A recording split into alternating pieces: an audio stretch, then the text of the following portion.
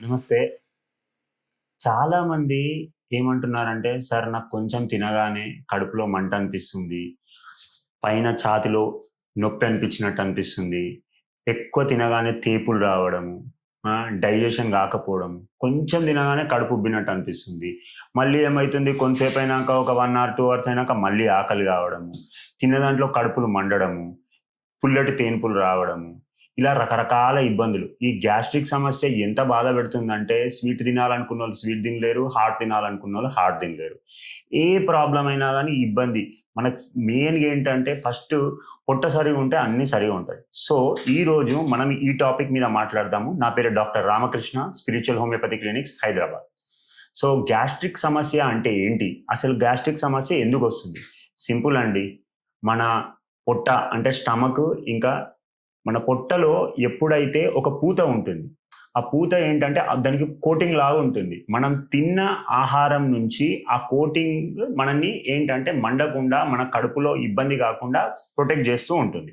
So, ఎప్పుడైతే మనం ఎక్కువ మందు తాగడము, సిగరెట్లు తాగడము, లేకపోతే ఏదో ఒకటి రాత్రిపూట జంక్ ఫుడ్ తినడము, లేకపోతే మనం ఇది ఫ్రెంచ్ ఫ్రైస్ అని, లేకపోతే ఇంకేదో ఏదో ఒకటి మనం ఇష్టం వచ్చింది కడుపుకి ఏది పడితే అది తినడము, చెకోడీలు తినడము, కచోరీ తినడము, సమోసా తినడము, బజ్జీలు తినడము, లేకపోతే అర్ధరాత్రులు మందు తాగడము, చికెన్ తినడము, మటన్ తినడము, షవర్మాలు తినడము, కడుపుని మొత్తం కుల్లబొడిచేస్తే ఏమవుతుంది అంటే ఆటోమేటిక్‌గా మనం తినేసి, తాగేసి రాత్రి పడుకుంటాం. ఎప్పుడైనా మనము తిన్నది అరగడానికి ఒక 5-6 గంటలు పడుతుంది. సో, మనం ఇమ్మీడియేట్‌గా తిని పడుకోవడం వల్ల ఏమవుతుంది అనంటే, మన డైజెషన్ అనేది స్లో అయిపోతుంది. దానివల్ల ఏమైతుంది, పొట్టలో ఈ ఆహారము మనం ఈ మందు తాగడము, సిగరెట్లు దీనివల్ల ఏమవుతుంది, ఇమ్మీడియేట్‌గా పడుకుంటే ఏమైతుందంటే, ఆ ఇన్నర్ లైనింగ్, ఆ తేమ ఏదైతే ఔటర్ కోటింగ్ అంటే మన పొట్ట లోపట ఏదైతే కోటింగ్ ఉంటదో అది డ్యామేజ్ అయిపోతుంది. ఎప్పుడైతే అది డ్యామేజ్ అయిపోతదో, దానికి చిన్న హోల్స్ లాగా ఏర్పడుతుంది. అప్పుడు హోల్స్ లాగా ఏర్పడి మెల్లిమెల్లిగా మొత్తం డ్యామేజ్ అయితుంది. సో, మనం ఏది తిన్నా గాని మసాలా ఫుడ్ తిన్నా, జంక్ ఫుడ్ తిన్నా, లేదంటే నార్మల్ ఫుడ్ కొంచెం కొంచెం కొన్ని సార్లు మామూలు ఫుడ్ తిన్నా గాని ఏమైతుందంటే ఇప్పుడు మనం పులిహోర తిన్నా గాని అప్పుడు మొత్తం దాని ప్రొటెక్షన్ ఏదైతే ఉంటుందో మనకు చిన్నగా అండి సింపుల్ దెబ్బ తాకుతుంది. దెబ్బ తాకినప్పుడు ఏమైతుంది? సపోజ్ దాని మీద నీళ్లు పడ్డా గాని, లేకపోతే చిన్న గాలి అయినా గాని, మన చెయ్యి దెబ్బ తాకినప్పుడు ఏమైతుందంటే మండదా? సేమ్. ఎందుకంటే ఇప్పుడు స్కిన్ ఉంది, ఇక్కడుంది, మనం ముట్టుకుంటే ఏం గాదు. కానీ అదే ఇక్కడ నేను బండి మీద పోతుంటే కింద పడతా. ఇది పైన ప్రొటెక్షన్ పోతది. అప్పుడు చెయ్యి తాకని అమ్మా అంటాం మనం. అబ్బా అని అంటాం. ఎందుకు ఇది? ఎందుకంటే దాని ప్రొటెక్షన్ ఔటర్ లేయర్ పోతది. సో, ఇది సేమ్ విత్ స్టమక్ గూడా. సో, దాని లోపట పూత పోయేసరికి ఏమైపోతుందంటే మనం ముట్టుకోగానే మనకు మంటొస్తుంది. మనం ఇక్కడ ముట్టుకుంటాము. అక్కడ ఫుడ్ పోయి ముట్టుకుంటది. అంతే సింపుల్. ఆ మంట వల్ల ఏమవుతుంది? మనకు తేన్పులొస్తాయి. అప్పుడేం చేస్తుంది? ఆ గ్యాస్ట్రిక్ ఇరిటేషన్ వల్ల ఆ గ్యాస్ అనేది హైడ్రోక్లోరిక్ యాసిడ్ అంటారు. ఆ స్టమక్‌లో ఉన్నది అది పైకి నెట్టేస్తుంది. అంటే ఈసోఫేగస్ అన్ననాళంలోకి నెట్టేస్తుంది. అప్పుడు తేన్పులొస్తాయి. ఇంకొకటి ఏమైతది? కొంచెం తినగానే ఉబ్బినట్టు ఎందుకయిపోతదంటే ఔటర్ లేయరు ఇదంతా పోయేసరికి తిన్నది ఆటోమేటిక్‌గా బల్జ్ అయిపోతది. సో, బల్జ్ అయిపోయేసరికి ఏమైపోతది అంటే మళ్ళీ కడుపు ఉబ్బినట్టు అనిపిస్తది. కొంచెం తినగానే పొట్టు ఉబ్బినట్టు అనిపిస్తది. సో, ఇలా రకరకాల ప్రాబ్లమ్స్ ఒస్తాయి. ఇంకొకటి ఎప్పుడైతే ఈ ప్రాబ్లమ్ ఒచ్చిందో మనం తిన్నది ప్రాపర్‌గా డైజెషన్ గూడా గాదు. ఎందుకంటే ప్రొటెక్షన్ ఉంటేనే ఫుడ్ అందులో ఎక్కువుంటది. అప్పుడు హైడ్రోక్లోరిక్ యాసిడ్ హెచ్‌సీఎల్ అనేది కడుపులో ఉన్నది మంచిగా పనిజేస్తది. సో, ఎప్పుడైతే ప్రొటెక్షన్ లేదు లోపటంతా ఆ పూతంతా దెగిపోయింది. ఆటోమేటిక్‌గా మనం తిన్నది గూడా పనిజేయదు. సో, ఆటోమేటిక్‌గా ఒంటికి శక్తి అందదు. ఈ గ్యాస్ట్రిక్ సమస్య వల్ల వందల రకాల ప్రాబ్లమ్స్ వస్తాయి. సో, దీనికి మనం ఇంటి దగ్గరనే ఉండి ఒక చిన్న చిట్కా చెప్తాను. ప్రతి ఒక్కరింట్ల ఎవ్వరింట్లో అయినా గాని చాలా ఈజీగా దొరికేదండి అలోవెరా.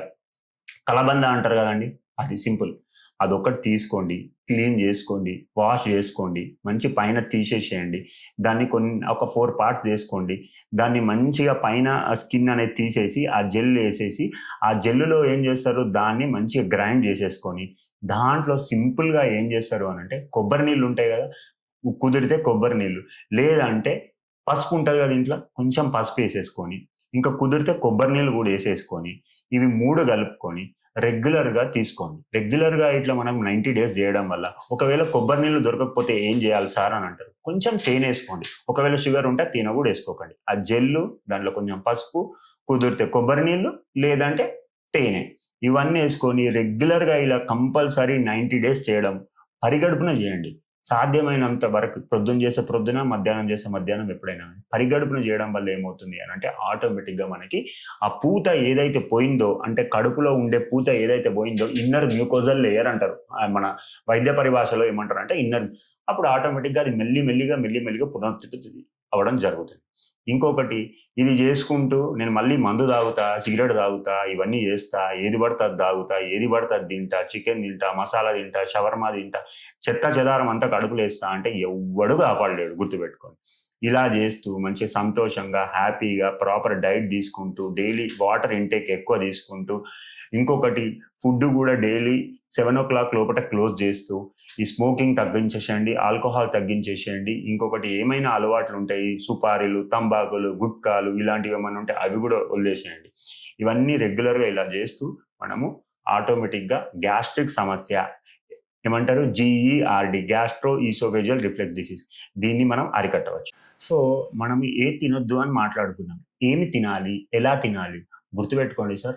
ప్రొద్దున ఎర్లీ మార్నింగ్ లేవగానే మనం ఏం చేస్తామంటే కొంచెం తేనె, నిమ్మరసము, నీళ్లు. కొంచెం నిమ్మకాయ తీసుకుంటే ఇబ్బందయితుంది అనంటే తేనెతో పాటు మనం ఏం చేయాలంటే 4 తులసాకులు, కొంచెం పుదీనా ఉంటది కదండీ! ఒక 4 పుదీనాకులేసేసుకొని, కొంచెం పసుపేసుకొని రెగ్యులర్‌గా తీసుకోండి. ఇదొకటి చేయండి ప్రొద్దున్నే. ఇంకొకటి మీరు బ్రేక్‌ఫాస్ట్‌లో ఏం చేస్తారంటే మైదా ఫుడ్స్ తినకండి. మ్యాగీలు, పిజ్జాలు ఇట్లాంటివి ఏం తినొద్దు.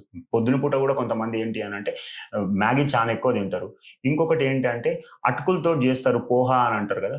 అది కూడా తినకండి. ఎందుకంటే కొంచెం తినగానే ఉబ్బినట్టు అవుతుంది. మీరేం చేస్తారంటే స్టీమ్డ్ ఫుడ్ ఇడ్లీ అనేది చాలా మంచిది. ఇది తీసుకోండి. ఇంకొకటి వడాలు, బోండాలు తీసుకోకండి. ఒకవేళ దోస చేసుకున్నా గానీ ఏం చేస్తారు కొంచెం తక్కువ ఆయిలేసి లో ఫ్లేమ్‌లో చేసుకొని దోస తీసుకోండి. ఇడ్లీ తీసుకుంటే కూడా మంచిదే. ఇలా చేసుకోండి. వడాలు గానీ, బోండాలు గానీ ఇవి తీసుకోకండి. తర్వాత ఏం చేస్తారంటే మధ్యాహ్నం లంచ్‌లో మీరు రైస్ తీసుకోండి కొంచెం. దాంతో పాటు ఉడకబెట్టిన కూరగాయల కర్రీ ఇప్పుడు మనము ఉదాహరణకి బెండకాయ చేస్తాము. బెండకాయ కర్రీ తినండి. బెండకాయ ఫ్రై తినకండి. దొండకాయ చేస్తాము. దొండకాయ కర్రీ తినండి. ఫ్రై తినకండి. అలాగే మనం సొరకాయ కర్రీ చేసుకోండి. ఫ్రై తినకండి. ఇంకొకటి తోటకూర, పాలకూర, చుక్కకూర ఇలాంటి గ్రీన్ లీఫీ వెజిటబుల్స్ ఎక్కువ.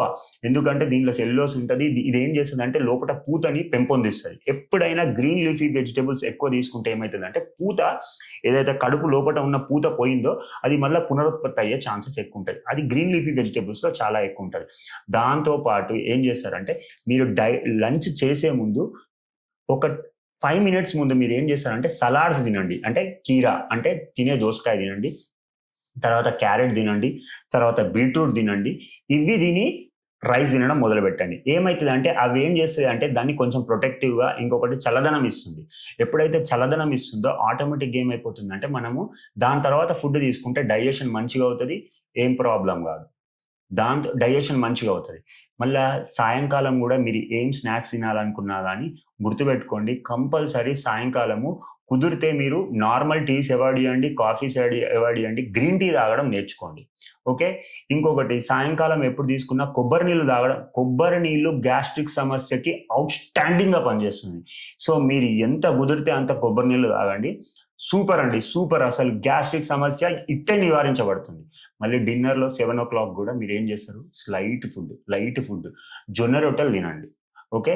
ఆ జొన్న రొట్టెలు గూడా ఏంటి అనంటే మీరు జొన్న రొట్టెలతోటి మనము చిక్కుడుకాయ కూరలు, ఓకే. బీన్స్ కర్రీస్, శనగ కూరలు ఇలాంటివి కొంచెం తీసుకోండి. ఇలా డైట్ మెయింటైన్ చేయండి. మీకు ఇంకా ఏమైనా డౌట్స్ ఉంటే నంబర్ స్క్రోల్ అవుతుంది. కాంటాక్ట్ చేయండి. హోమియోపతిలో ఎలాంటి మెడిసిన్స్ ఉన్నాయి, ఎలా వాడితే దాంతో పాటు ఎలాంటి పరిష్కారాలున్నాయో మీకు తెలియజేయబడుతుంది.